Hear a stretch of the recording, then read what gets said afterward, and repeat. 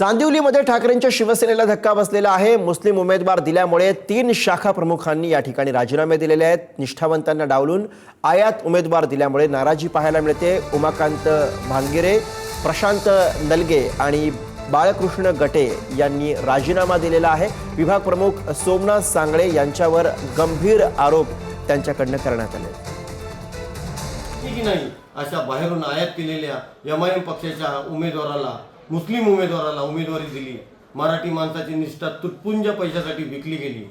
पक्ष मराठी माणसाचा मुद्दा घेऊन आज पुढे चाललेला आहे। अशामध्ये मी मुस्लिम उमेदवार घेऊन मराठी माणसाचा मुद्दा काय घेऊन पुढे जाऊ? ज्या विभाग प्रमुखाने साधे मला विचारात न घेता समोर मुस्लिम उमेदवाराला उमेदवारी दिली, म्हणून विभागातील समस्त नागरिक आणि माझे समस्त शिवसैनिक नाराज आहेत।